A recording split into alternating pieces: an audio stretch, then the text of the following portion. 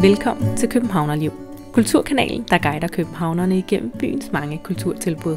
Få inspiration til nye smagsoplevelser, kom med bag facaden på de seneste teaterforestillinger og med forrest i køen, når nye butikker åbner. Lad dig inspirere af kunst, film og foredrag. Københavnerliv giver dig det hele. I efteråret 2020 kulminerede 7 års planlægning og ombygning af den gamle politistation på Frederiksberg. Åbningen af Københavns nye studenterhus, Station, blev streamet live, og Københavnerliv har fået mulighed for at sende en hel time af åbningens taler, indslag og paneldebatter. Welcome to the opening of Station, the world's first student-driven innovation house. My name is Marcus, and I'm working here with community building, but for today, I'll be a host with Mikkel Beyer-Munsen.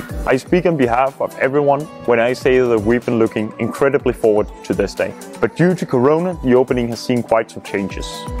This is why we're broadcasting live to all of you guys today. And I promise this will not just be another boring stream. We have an amazing program ahead of us, starting out with the director of Station, Maria Flora, giving a speech, 2 talk shows, interviews with the founders, and a tour around the house. So from all of us to all of you, let's celebrate. Welcome everybody here physically as well as everybody tuning in online. My name is Mikkel. I'll be today's host and moderator, making sure that everything runs relatively smoothly and timely. First, I want to ask you all to just take a second and look at the transformation that this beautiful house has undergone. How incredible. I think imagining what it was looking at like 3 years ago was impossible. But we have an exciting program ahead of us today. And to kick off the celebration the right way, we have a few of our founders who will be joining us on stage. Maria Flora, Christian Refshauge, and Andreas Gede, and Anne-Katrine Buch. Give them a warm welcome.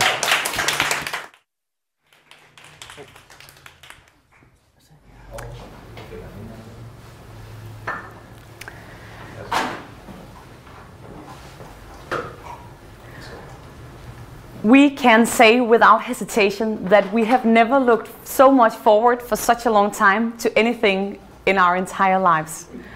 And we can also without hesitation say that we had never imagined that these would be the circumstances under which we would make this opening. When the entire founding team, we were sitting in the former morality crime room just down the hall, working with our gloves and hats on, because apparently there's no heating in abandoned police stations for several winters. We were dreaming about the opening party we were going to have when we were ready. And we imagined being with hundreds of students celebrating and partying for several days in a row.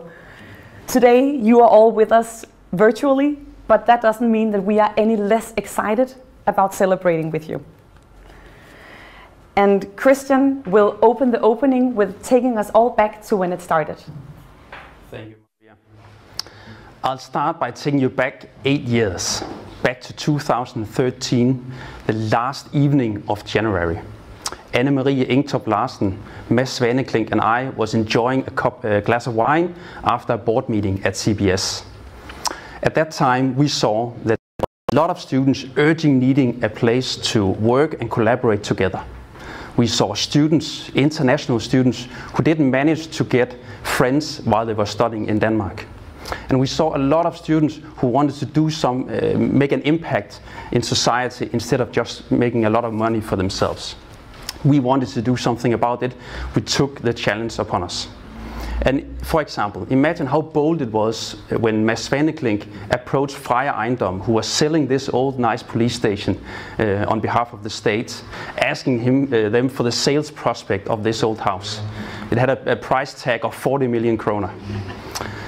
Also how courageous it was when Anne-Marie approached the mayor at Frederiksberg, trying to set up a meeting quickly, convincing him to postpone his first right of buying this house, to give us time to fund money and buy the house for the students. There are many people to thank on a day like this. I want to start out with many of the students who in the very early years helped out. They were curious and courageous and were collaborating from different backgrounds in forming the first thoughts into a solid idea. Thank you to CBS, the management teams, the board of directors who have given us trust throughout the stages of the project in all these years. Thank you very much. And thank you to the foundations, the Velux Foundation, first of all, to be the very first foundation to support us financially. Nordea Foundation to quickly come up and matching that very generous support. And not least to Knud Højgaards Fond, Augustinus Fonden, Frederiksberg Fonden, Environment Fund, to make that critical finance to reach the budget so we could start the renovation project. Thank you very much. The project was now finally a reality, and together with CBS we acquired this beautiful 100-year-old police station. We could now begin transforming our house into something extraordinary. We knew that this was going to take some stamina, but I don't think that any one of us has imagined just how much and how long time that would take. Luckily, there was a power team of architects who took on the challenge to help build a house that could change the world, as we so humbly wrote into the tender process. Thank you to Berlsen and Scheving, 3x Nielsen and Argesi, plus a large amount of architects, engineers and super geeky specialists. And then a lot of love to our friends from EDA at CBS. I know that you're sitting and watching just from the other side.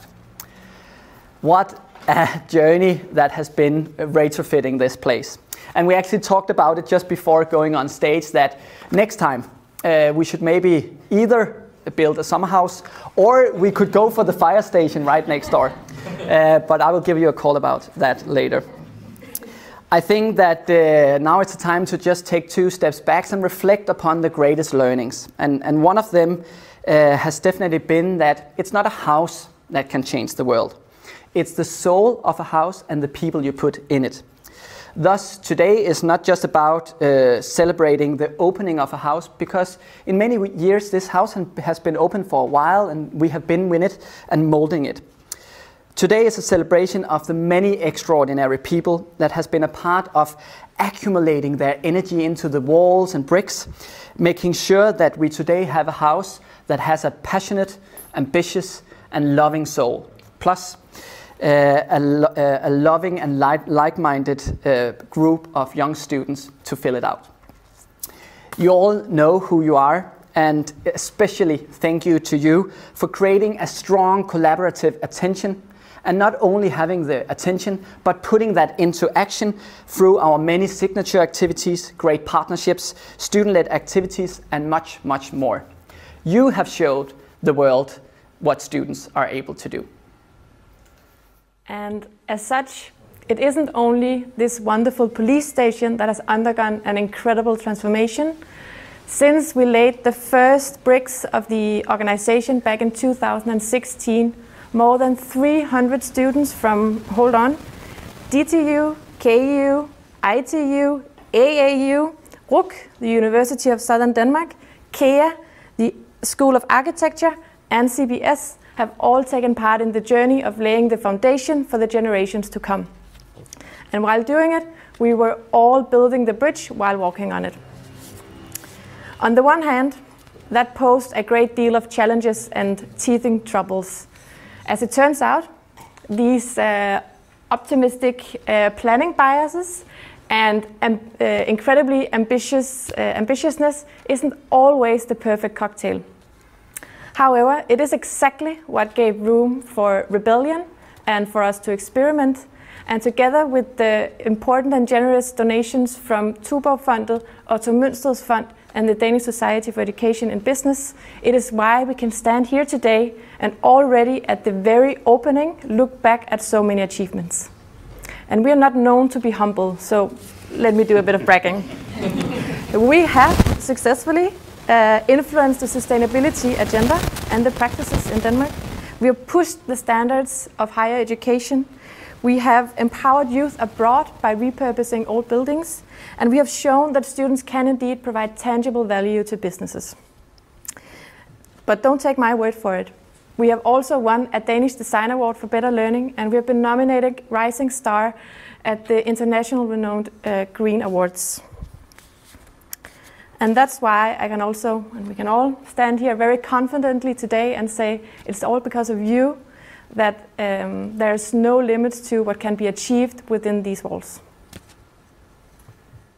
The current pandemic really is a reminder how challenges, societal challenges, rarely come as specialized challenges that can be solved from one perspective with one toolbox, but rather they come as a big mess of environmental and social and economic and health-related issues that needs diversity of perspective and a multifaceted toolbox. This week, our community started moving back into station, and just yesterday I ran into 4 students in one of the kitchens. They were sitting and having a heated discussion about how we can take the research from life science students and transform that quicker and better into new treatments and new products. One was a molecular biochemist, and one was a physicist from the Technical University, and two were business students. Some of them knew each other already, some of them had just met, but they clearly found each other very quickly around a shared passion for making a difference with their knowledge. And these past months, young people have sometimes been portrayed as careless. Nothing could be in sharper contrast to what we experience here at Station. Since we started out with the organization in 2016, hundreds and hundreds of students have come to us because they are eager to make a difference, eager to take their knowledge and see it make an impact for a bigger society, for a bigger community than their own. And in a time where forces beyond our control greatly influence all of our lives and really limit our ability to be physically together the way we're used to, we need strong communities more than ever. We need curious, creative, courageous communities. And luckily, this one here has never been bigger and is rapidly expanding. What started out as 5 students' crazy dream has over the years turned into a movement of several hundred students who are curious enough to join the adventure, courageous enough to want to take the knowledge and see it make an impact in the world, and clever enough to know that in order to be able to accomplish that, they need someone who think and know different things than themselves. You are the real answer to the question of whether this house can change the world. And it is so humbling to meet you here every day and see you challenge me and us in a way that makes us feel, frankly, quite old and conservative sometimes. Please never stop doing that. We need you to continue leading the way, and we recognize that we owe you one hell of a party. Thank you. Dear everyone at Station, I'm so sorry I couldn't be there with you two today. I have to try to fulfill my biggest dream step by step, because as you asked me to, I've been filling out this form, and my biggest dream is to combat climate change. And right now I'm doing that through my political work, and in that capacity I'm negotiating on how we make a greener transportation sector here in Denmark. So that's why I couldn't be there. But I hope that you'll take this opportunity today to to celebrate yourself and what you're doing and the environment you are establishing there, but also celebrate both the successes and, more importantly, the failures. And that's what I try to do by filling this out. And my first failure is the one where I, in only 9 months after been with McKinsey for 4 years, failed with my first startup. It wasn't smart enough, it wasn't clever enough, it wasn't well planned. But my biggest learning from that was that it was not dangerous to fail. That's what I thought before this point, so I would never admit a failure. And there it was just like, move on. So I moved on, next startup, third startup, and the rest is history. My second failure here is that I think in many cases I have too much focus also while driving and running my companies, too much focus on the next big win. How do we get 1 million customers, like in 3 months' time, instead of focusing on incremental successes, where you every month kind of grinding through your business and try to find a 2%, 5% increase, and that becomes a big win in the long run. That's my learning. And the third one I put down here is vanity. And I think that's why I'm focusing so much on trying to talk about failure, is that there's too much vanity in this world. We are, that's why we're not admitting where we are failing and not allowing ourselves, and more importantly others, to learn from our own failures, because we're so afraid of what other people are thinking. And I'm not there yet. I still have some portion of vanity, but I try to limit that. So actually I dare to go out and claim something big that I want to do, and I don't care afterwards to admit it that I failed, I didn't achieve it. But putting out a big dream, doesn't make me lose. It's just a way of living. So I'll give you this so you can put it up there. I hope that others, as far as I understand, will also be filling out these today. And put them up on your wall there, because if we can allow ourselves and others to learn from failures, then the world becomes smarter. Have a fantastic day there, and I hope that I can at least get some of the way in combating the climate today. Thank you. Johan Hedegaard Jørgensen. Johan is the president of the National Union of Students in Denmark. He has a master's degree in international studies from Roskilde University. He was born on Christmas Day in 1994, and today he is bringing verbal presence. Chantel Fikile Mbulo. Chantel is head of SDG Advocates, one of Station's signature activities. She's studying marketing and communication at Copenhagen Business School and is highly invested in succeeding in the UN Sustainable Development Goals. Jessica Reich. Jessica is former vice president of Danzig, Danish Social Innovation Club, and is currently studying global studies and business at Roskilde University. Christian Bøhlund. Christian is chairman and co-founder of Conflux. Christian studies software technology at the Technical University of Denmark and is driven to make an impact. Welcome back. Today's program, among other elements, consists of 2 panel debates. The first one, we have our great panel as just presented. It's going to investigate the question of who is going to use this station and for what purpose. So I'm super excited to have all of you join us today, and I'm very curious to pick your brains on behalf of our audience. The first question I think we need to clear out, and it's going to be addressed to Chantel, who's been a part of the house for a long time. During the speech, there's support for and a big thanks to all the falcons of the house. But what does that mean? What does it mean to be a falcon of the house, Chantel? Luckily, being a falcon in a house is very different, and it will depend very much on who you ask. And that's the strength of the house, that we have different backgrounds coming together and finding out how we can bring different strengths together to make the world a better place.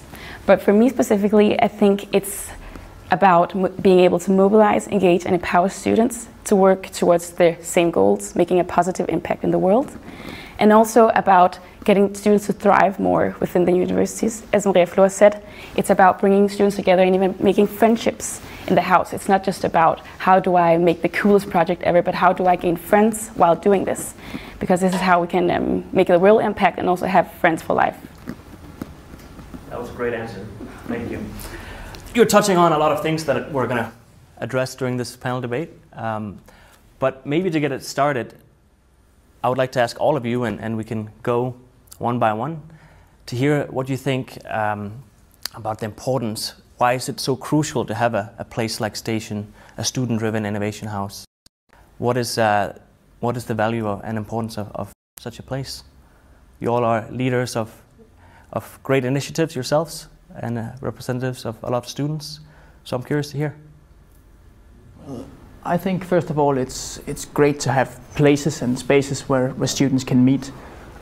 We see in these years more and more students are feeling stressed, struggling with anxiety, in general struggling to live up to a lot of expectation, a lot of political pressure being put on students. And I think having houses and spaces like this where students can meet up across different disciplines and universities and talk with each other and create amazing stuff is really great. Can I jump in? Yeah, I think it's as well like creating community of people, because I'm not from Denmark, I'm from Germany, and for me coming to a country where I don't know anybody and having a place where I know there's a community and different people, a lot of different mindsets, a lot of different projects and things to see what there actually is and what we can all do together and create through collaboration as well. Yeah. Yeah, and I think to me it's a lot about the fact that I think the best ideas and the best innovation come when you meet people who are not alike you. Our organization is based at DTU, for instance, so there's a bit far to actually go and meet people from CBS, meet people from KU, meet people from other places. So for us, Station is a great way to make sure that you actually meet people who do something else than what you do. Yeah. Do you want to add to it, Chantal? Yeah, well, I think there's also this aspect of like we empower each other very much, because there's no idea that's too radical in the house. So if you come from outside, you can always be sure that people will meet your idea with like great excitement. I think that's also very empowering as well, that there's nothing you cannot really share with anyone here in the house. Okay. So nothing is impossible, and that's a good thing to know, especially for students that are facing all these challenges. Being the ones to deal with them, I think, in the near future. You also talk about the importance of diversity, of meeting people of different educational backgrounds from different universities. That was actually going to be my next question. We also have, you know, the topic of having a place of failure. As Tommy shared with us today, having such a place seems important for students, especially with a lot of anxiety wanting to perform in a competitive landscape. And then, of course, having a place where you can meet people when you come from a place outside of Denmark. I think that's all really great points. So maybe leading into that question, as you said, why do we need a place of diversity where we can meet people from different backgrounds? And how do you think that Station here is going to be able to cultivate such a space? Maybe you want to jump in and continue where you left off? Yeah, sure. I think it's a lot about the random meetings that are when you're in the same space physically. Like when you're sitting there and working on your own stuff, and then you're going over to the coffee machine and then randomly talking to someone, or at the Friday bar with your friends, and then you get to know someone else. So I think it's a lot about the random chance encounters, and then figuring out, okay, how can we help each other with figuring out what we want to do with the projects that we're doing. Because I think that's one of the great possibilities, that we can actually help and strengthen what each one of us is doing. So you come from a background in engineering, and I think a lot of people think of engineers as the real problem solvers, but maybe also we can acknowledge that there's a need of different perspectives when we deal with such complex issues as we are in our current state. Yeah. Yeah, especially that gaining the giant overview, where engineers are very good at focusing on the small stuff. Having other people that can do other stuff is great. That's good to hear. We need to drink more coffee and meet at the machine, I hear. Yeah. I also think it's especially important to have places like this in times where oftentimes our campuses are getting smaller. Many universities have been forced to sell off buildings. And as campus shrinks, it's even more important to make sure that we fight to have these places where we can actually meet up. Also across the coffee machine or the Friday bar or wherever, to have these great ideas and work together. So it doesn't just get scattered all over town or at people's dorm rooms, for example. Mm-hmm. Yeah. Jessica, do you have something in mind? I could just agree with all of that. I think like the spontaneous meetings are the best in order to maybe when you're blocked in an idea and talk to somebody else, maybe from an engineering background, maybe even a like-minded background, to just like experience something else. Sure. Anything to add? Otherwise, I'm going to ask the next question, which is also connected to this space and the question of whether or not we need it, because we're moving into this digital future. We're streaming to a lot of people out in their living rooms and their apartments, which is amazing. But there is, at least it seems, an inherent value in having that physical meet, where again ideas can be shared, spark, and all of a sudden you have something brand new and innovative, maybe what you previously thought was impossible. But why don't we just move it to a digital platform? I think if there's one thing the COVID epidemic has shown us, it's that it can be extremely tough to sit and have to follow teaching or classes from your living room. I think most people would be able to relate to that. And when we ask students across the world, across Denmark, we can see that most of them have found it really challenging to sit at home. So of course the digital stuff can do a lot, and it gives us opportunities. We can broaden access for different groups that won't normally have an easy time. But there's also serious pitfalls, both when it comes to quality, but also student well-being. Yeah. I think those are good points. You represent, if I remember correctly, about 150,000 Danish students across 160,000. Give and take a few. A couple more. Hopefully we can activate a few of those and get them in the house so they can actually meet up physically. I definitely hope so. Yeah. Anything else you guys want to add to this topic of digitization and the need? I would say there's only so much that Zoom meetings can do, and I don't know about the rest of you, but during the last few months I've become a bit sick and tired of Zoom meetings. So there's something different about talking to people in real life compared to doing it behind the screen in a breakout room or whatever. It just can't be beat. I think especially with Danzig the last year, so Danzig 2020, we had to change our entire concept from an event to like a podcast form. And that was absolutely crazy, and I could see how everybody didn't want to record at home, but everybody was like, no, we want to come in, we want to have social interaction, even though if it's only 1-2 people, because everybody was absolutely like sick of only looking at the computer. But I think it's like a great hybrid thing to have both of them, because it makes you much more flexible if you have an online forum, but as well if you have like a meeting place like this where real life meetings can actually happen. And yeah.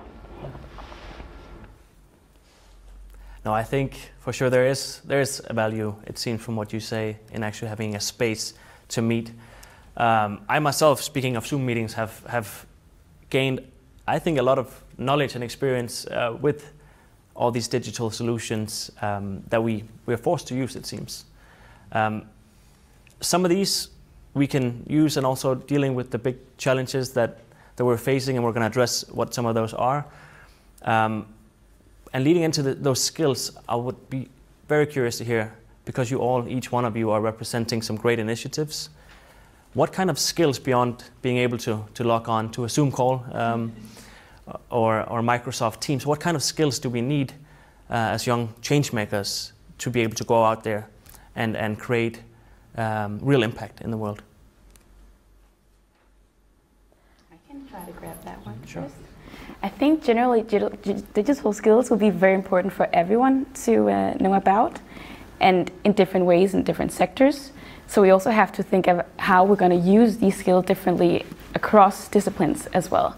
I think that's the challenging part, because I would not know how to use maybe something very technical in my field, but maybe I should know how to use it and how it's relevant for me to know how it works at least as well. And also just to have more who are educated in how to use digital skills. Because as the SDG advocates, we work very much with all the SDGs, and we cannot leave anyone behind. So I think also it's important to tap into like what's happening in the world, and if less developed countries don't know how to use the digital development, then it doesn't really matter how far we are in it here, because it only will work if everyone is working the same way. There's a lot of challenges that come from the situation that we find ourselves in, but if we do want to broaden our impact beyond just Denmark and our relatively small, you can say, circles, then yeah, we need to improve and help others improve on those skills as well. So beyond the digital, what else do you find is important when you also work across different educational backgrounds and collaborate with other people? I think definitely like passion, like a passion for what you're doing, that you're like burning for like whatever is that you're following, and a big drive as well, that you're like, okay, maybe I don't know this, but who can I like reach out to, who can I talk to, who can maybe help me to develop this further and to move in the process that you're doing, that you don't have to do everything by yourself, but that you know, okay, I can communicate and I can talk to other people as well. If you have the drive and if you have the thing you really want to work towards, it's also super important that you're actually solving a problem. Go ahead. I think there's a lot of preconceptions about what students do and what we don't do, especially in the media these days, with students having too many of these so-called pirate parties, just to name an example. And I think as a student you also sort of have to claim a space to be a student, and also to do something and say, okay, we actually have a worth that's more than just what we can produce. We actually have, we can give something to community. We can create projects that can actually work, and oftentimes are more creative than what some of the older generations perhaps have been doing. I hope I don't step on anyone's toes here. I don't think you are, but I agree with that sentiment, that maybe as a student you have a certain freedom to think outside of the box, and again, managing to stay creative at the same time, to have some kind of tangible output. That's the real challenge. But I think, for example, for Danzig, I would be curious to hear now, with this digitized future that we actually find ourselves in now, how can you continue to create social innovation? Because the social element is critical to what you do. Yeah, it is. I think like this year's project is a good example. So this year Danzig team is working with Ambitious Africa together, and they want to create a hybrid project. So they're going to work with Africa and Denmark together to like create change on case like a case competition in Africa, basically. So that they want to break these social barriers, or like these physical barriers more, so that they're working via Zoom or video conferences, but at the same time in the place where they're actually, so that it's like, yeah, like a hybrid of the two, basically, which I think is maybe a way of breaking like the social to an online kind of offline sphere. Yeah. What about you, Chantal? The SDG advocates, how are they working in this space now, trying to deal with the non-physical contact and having to meet online and everything? Yeah, the SDGs, luckily it will always be there, so we cannot abandon them. So we are also thinking into how we can make the program online, and actually see a lot of potential for it to like even scale up if we want to do that, because then it can be a program that can be copied on every university, also internationally as well. So I think it's a privilege that it's an opportunity to make you think in how can we even spread it more through digitization. So there's definitely a positive side, is what I'm hearing also. You can start thinking more creatively on how you can scale the type of impact that's created. Yeah. Definitely. And I also think that some activities are easier with the digital way. We had a lot of students we don't normally have very good contact with in the National Union, who would actually pitch in and join our work. We also had a lot more contact with some of our partner unions across the world, because it's a lot easier to jump on a Zoom call than to actually fly to England or to Zimbabwe. That's for sure. Yeah, it takes less time unless you have a bad internet connection. But it seems like I have always. I manage to at least once a day fail in my Zoom meetings, connections and whatnot. But speaking now on the projects that each one of you are driving, what kind of impact using this house, using this space, are you seeking to create? Not only using the digital tools, but also the building here, where you can engage with different organizations that are driving impact in other areas. I'd be super curious to hear if any of you have concrete projects in mind, or if you now have thought of something while we've been talking here. Do you have anything in mind, particularly of how you're going to use this house to drive impact? Yeah, I think to us, the mentorship program we're running right now is mostly on DTU and a bit on ITU as well. But we're looking to expand that to a bunch of different universities. And for us, it's going to be great, the fact that we're able to meet up with the team at a place that's not DTU, because that creates kind of a weird situation where even though we're not situated there, that's kind of still where we're situated. So it's going to be a great way for us to sort of move away from that and move towards a more neutral place, you can call it that. Do you imagine being able to engage and actually involve other students in Conflux, for example? Definitely. That don't necessarily have the engineering background? Right now we're mostly looking on at engineers, for now at least, but we're definitely looking towards collaborating with ITU innovators, for instance, to help even more people at ITU get to know about the program. Yeah, that sounds great. I many times wish that I had studied engineering, because it seems like it can broaden out and work with everybody across the fields, but maybe that's just a preconception of mine that I think actually I had it destroyed when I first started engaging with Student Innovation House, because I felt, not because engineers don't have their value, they have an incredible way of approaching problem solving that I think is super useful across the field.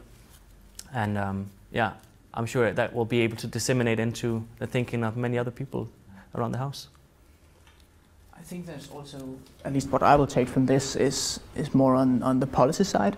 I think we should have, this shows an extreme example of what students can do, and I think it's great to have the good examples when you're meeting with politicians and with the minister. I think ideally there should be many more houses like this across Denmark. So hopefully this can sort of pave the way as well to make sure we can have even more student-driven houses like this. That's, I think, leading me to my final question of today's first panel discussion. And since we're sitting down, I can't ask you to take a step back, but lean maybe into your seat and dream and think about what kind of hopes do you have for Student Innovation House and for places like this. When we speak about student-driven innovation, I would be curious to hear, maybe in a sentence or two, as we wrap up.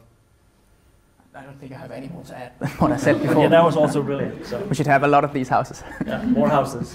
Yeah. I can just say I hope that a lot of great collaborations happen between organizations, that a lot of great projects happen, and as well that a lot of different students come together from different universities and can just share their ideas and values and maybe their engineering background, who knows. I hope that the work we do within the house will spread rings to other areas of society. So when we work across disciplines here, I hope to see that we also get the universities to talk together actually. So it's not just students, but maybe also the administration in the different universities who talk together, and politicians with educators as well. So it's not just us trying to move already situations or institutions that are very grounded. So I hope that's what we can. Yeah, and I just hope that it's from now on it's going to be the default mode that when you have a student organization, it's not just going to be for one university. The default is going to be that it's from different universities that can bring different strengths to the processes. Amazing. Thank you guys so much for all the great insights, all the amazing ideas. I'm sure that there will be potential collaborations just existing between the four of you. I'm curious to see what that will bring in the future. Thank you so much, guys. That was the end of the first talk show.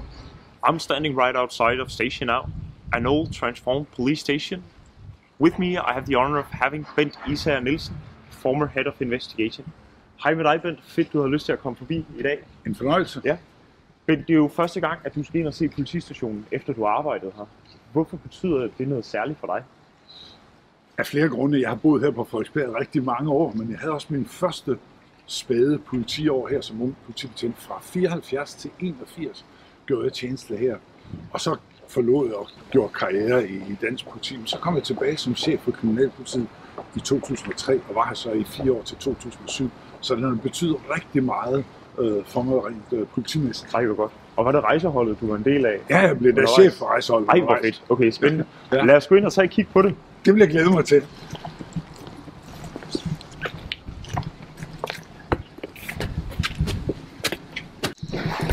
Hold da. Velkommen til. Tak skal du have. Der er sket noget af en transformation her. Jeg hvor er det Vi har lavet nogle indgreb i bygningen. Ja. Siden sidst. Men nu kan jeg lige se det hele for mig. Herud i gården kom man ind med transportvogn med anholdet. De blev ført ind her og kom så ind på vagthavernes kontor her. Her var skrivestue, hvor betjentene, vi sad og skrev rapporter på gammeldags skrivemaskine. Ved du hvad det er? Ja. Jeg kender det. Helt vildt. Nej, hvor fedt. Så young er jeg heller ikke. Nej. Hvor er det en skønt sted. Ja. Men jeg har lyst til at spørge dig, når du sådan tænker tilbage på din tid her på politistationen. Var der nogle specielt spændende oplevelser, som du kan komme i tanke om? Altså, der var jo hundredvis af spændende politiopgaver. Ja. Men det, der var sjovt ved sådan en gammel station, det var jo, at den er bygget som til at være politistation i 17 eller 19 eller sådan noget. Ikke? Ja. Og det gjorde, at det er så også en fredbygning. Og i takt med, at den teknologiske udvikling gjorde, at der skulle ske en hel masse ændringer arkitektonisk, IT-mæssigt, så var der hele tiden frygtelig ballade med arkitekterne. Det måtte man ikke gøre, og alt sådan noget. Men ellers så var der bare rigtig mange spændende. Jeg kan huske for eksempel min datter, som var voksen og har børn selv. Hun var lille, og når jeg var alene med hende, jeg lige blev skilt fra hendes mor, helt lille, så cyklede vi boede her, så cyklede jeg herop og satte min cykel. Nu er det så længe siden, du kan godt sige. Gik ind og lånte en civil politibil og kørte ind så i vuggestuer. Fuldstændig var en forstående siger, vi skal være her alle sammen. Ja. Så jeg har rigtig mange skønne minder. Selvfølgelig også dramatiske ting fra mange politisager, også kolleger. Her omkring, hvor vi står, var der en af mine kolleger, der blev skudt i ryggen ved et vådskudsulykke. Vi havde skabe her, hvor vi havde pistoler liggende, og så en dag, hvor han bare skulle lade pistolen, så går der et skud, og han rammer en kollega. Så der har været mange dramatiske ting her. Det sker. Ja. Pokkers. Jamen, Bent, tak fordi du havde... Det var en fornøjelse. Jeg glæder mig, at vi på en anden tidspunkt til at komme rundt i bygningen og se hele huset. For jeg kan jo se konturerne af de gamle ting, men det er blevet meget smukt. Og det glæder jeg mig til at tage dig med rundt. Tak for det. And with that, we are going back to the second talk show with you, Mikkel Beyer. Anne-Marie Skov. Anne-Marie is chairman at Tuborg Foundation and has a master's degree in Danish literature from the University of Copenhagen. Anne-Marie has also studied business, strategy and organization at Stanford University. Kira Marie Peter Hansen. Kira is from 1998, which makes her the youngest member of the European Parliament. She is a member of Socialistisk Folkeparti, sits with the Greens and has a Master of Science in Economics from the University of Copenhagen. Torben Møller Pedersen. Torben is CEO at Pension Denmark and chairman of the board of Copenhagen Business School. Like Kira, Torben likes economics, in which he has a master's degree in from the University of Copenhagen. Sten Riskov. Sten is vice chairman at Willum Foundation and has received his master in science in microbiology from the University of Copenhagen. Welcome back. Well, first I want to comment on Bent, the police officer. What an amazing energy he had. Great stories. That was a nice input from him, and it just makes you think once again what an amazing transformation this station has undergone. And I'm without a doubt sure that it will continue to be a place for real impact, maybe not as forceful as the gun shot, but real impact for amazing students in the future. And to discuss, we have brought together an amazing panel of, as you saw, some great people to discuss a question of why we need this house. Now we found out for who and for what purposes, but why do we need this house? That's what we're going to talk about with our second panel here today. And again, thank you so much for joining. We're excited also to pick your brains. I'm curious to see if you have different perspectives than our first panel, but let's get it started. You have 30 seconds maybe just to add a couple of things to who you are and also maybe to tell us what you would have, or what was the most impactful thing you did as a student when you were studying. Do you want to start off? Should I start? Yes.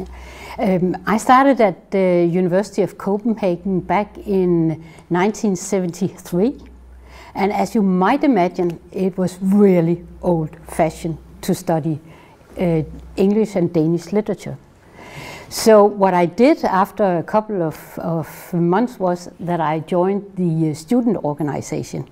They had a small room at the very top of København, and what I found there were a number of people wanting to change the world and also change the whole student environment. And I spent so much time there, much more time than at the studies, and my parents were worried. But what I learned there, and that's my key message, is that I learned to organize things. I learned to work with the students from other parts of universities, and I think that was key for my future career. Yeah. Thank you so much for sharing. Tom, do you want to continue? Well, to add on what you heard in the video, well, first of all, congratulations with this fantastic house. From CBS, we have supported the idea from the very beginning, and we're looking forward to continue our support also in the coming years, both financial, but most by providing a strong pipeline of committed students from over there to this fantastic house. As Marie, I studied at University of Copenhagen and actually frequented the same place as you did a few years later, and used some of my time at university being active in student politics, trying to change the world at that time. We didn't succeed very well, but I found out that if you want to have impact and change the world, the most efficient road is to get a good education and get a job where you actually can exercise and use the job to impact the world. So that will be my good advice to all of you students. You will have the largest impact when you get the opportunity to transform what you have learned at university and in this house into real jobs. And my experience in recruiting new talents to my organization is that they are all asking as the question number one, what's the purpose of this company? And then as question number 10, what's the wage in this place? Yeah? So I'm very positive and encouraged by this initiative. So congratulations. Thank you, and thank you for the support. Steen, I'm curious to hear what the most impactful thing you did was when you were a student. Maybe I'm somehow the odd one out there, because when I was a student, this was in the early 70s, and this was a very left-leaning organization, the university, and industry was certainly not in vogue at that point in time. But another thing that was very much in vogue was this pollution. At that point in time, sustainability was a lot about pollution with chemicals and stuff, and I was studying microbiology and genetic engineering at its very early phases, and I somehow realized that if we should try to find another way to approach what the chemical industry was doing, another paradigm, then biotechnology would be an important part of that answer. So I looked around and I said, if you want to change things, where can you change things? Can I change things by staying in university? A little maybe, but where things really happen is in industry. So much to the demise of my colleagues or my student friends, I very early on decided that I wanted to go into industry. I went into Novo. I ended up as the CEO of Novozymes, and I managed to use sustainability as the, you can say, foundation for the strategy for Novozymes. So it is possible to change the world if you are inside industry. So I think the impactful thing I did was I said I wanted to make a difference. Where can I make a difference? At that point in time, it was industry. Nowadays, of course, you can also set up a new company and do all kind of good things, and maybe we can revert to that, but that was me then. Those are also some great insights. What I hear you say is that you have to at first set your mind that you want to change something and then go pursue it either through academia, industry as you did, or the new means that students are, facing now. Thank you. Same things, it seems, unfortunately. Yeah. Kia, you're the final one. You shaked your head a bit, I saw, when it said that you had completed your master's degree. I understand that you had to take leave from university to go into politics at the EU level? Yes. Understandably so? Yes, currently I have 30 points in the Bachelor of Economics, so I'm not even close to finishing. So I started a Bachelor in Belgium, where I have 6 points this fall. That's my education right now. But I'm really happy to be here. I'm really glad to be invited, and I think already this first hour has given me quite a lot of inspiration, so I'm looking forward also to seeing the rest of the house. But actually, even though I didn't finish the economic studies, I also chose to study economics because I wanted to change the world. And I thought that in order to change the world, you have to understand what drives the world. And for me, that was a lot in economics. And I think now, to answer the question on what impactful thing I've done while I was studying, I think going into politics and trying to bring the youth into politics is some of the things that I really enjoy to do, and I think is quite impactful. And also working project-based on campaigns really taught me a lot. Also, you said, to understand how you can organize things and what joy it gives you when you actually finish a project, and I can imagine this project has taken really long time with ups and downs, but the final moment is really just motivating. Yeah. Great. I think, well, it's not too late for you to join the house, at some point at least. What you all said leads me into the next question, and I think I already have a couple of answers, if not all four of you guessed. But my question is, would you, had this student house been available when you were a student, would you have used it? And in that case, for what? Do you have anything in mind that you would have driven? Maybe you can go into some of the things you were doing when you were engaged as a student, and you can say in student-driven activities. I think what is really fantastic about this house is the whole cross-functionality. So it is cross-disciplinary. It's also cross people with different mindsets coming here and having an opportunity to know each other, to work together. At the Tuborg Foundation, we experienced that quite a bit when we met the founding group coming to the board to present to us their dream, what they wanted to achieve. And I saw some really, really engaged people fighting for a dream. And we also saw that, the whole bragging you talked about, you had so much self-confidence. And when you're old people, you want to challenge that. So you were challenged. And all the old founders of Tuborg and Carlsberg were looking down at you, but you fought for it, and you did it so well. And I have been amazed to see how you have developed things, and that this is today the inauguration. Congratulations. I think this will really be a very important house. Could not agree more. Well, when I was a student, there wasn't anything like this house, and I mean, this is the first student-driven innovation house in the world, so that's quite obviously. So at that time, if we wanted to get access to, let's say, more hands-on stuff, next to the more theoretical stuff taught in the classrooms, you had to go for some kind of sophisticated student job, and I had the luck to become a student assistant at the Economic Council and got involved in the development of econometric models on Danish economy, supporting the decision making among economic policy makers, which I thought extremely interesting. But if you had a facility like this one at that time, I think I would certainly have preferred to live out my need for innovation and hands-on issues in such a place. And I think one of the most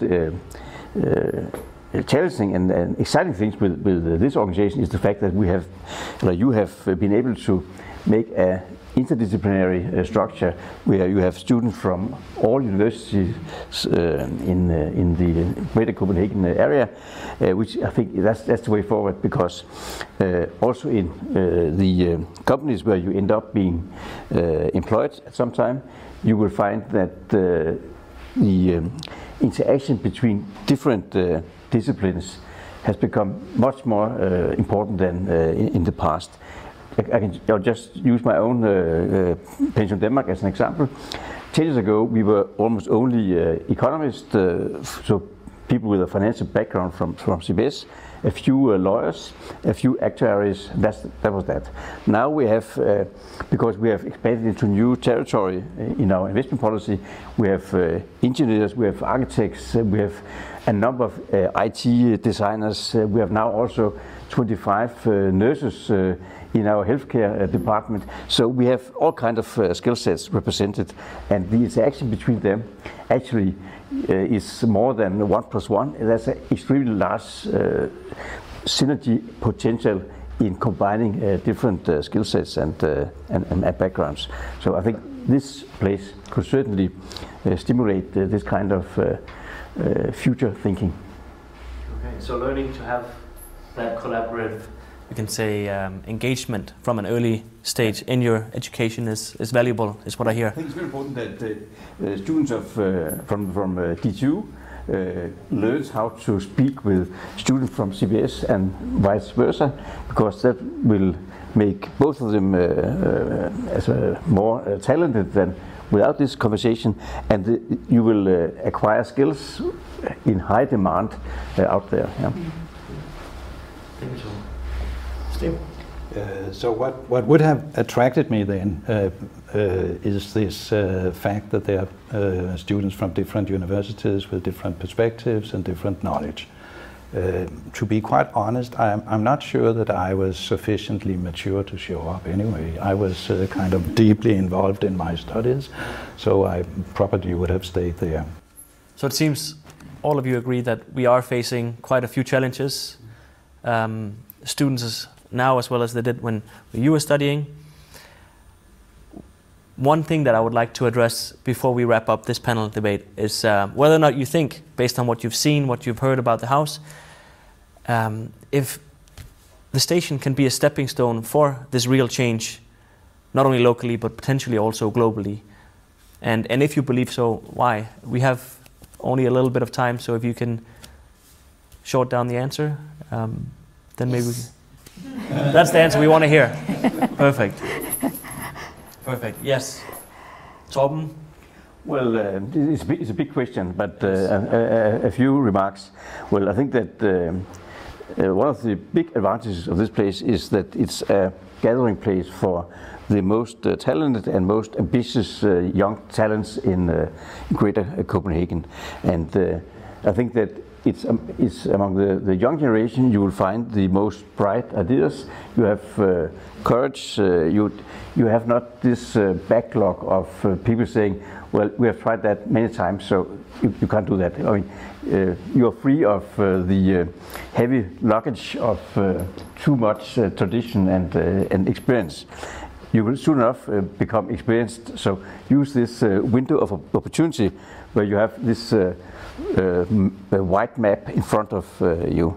And I think that the house should be able to reinvent itself and not become an institution like the universities where you come from.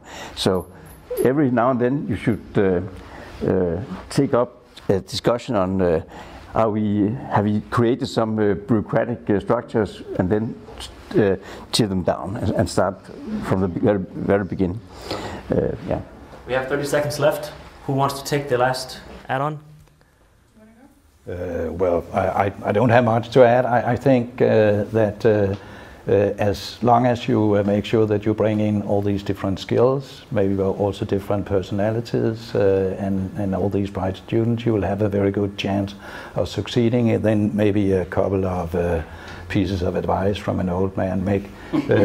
One thing is that make sure that you are looking at the real problems, the big problems. Don't look at the fringes, look at the big problems. and do something about those. Don't let yourself be misled into small things. The big thing is climate change. Do something about that. Okay, so no distractions. Go for it. Thank you so much. Thank you for all of you of the great insights. Happy to be able to pick your brains. I'm sure we could have picked them for several hours, but we're run out of time. Please give our panel a big hand.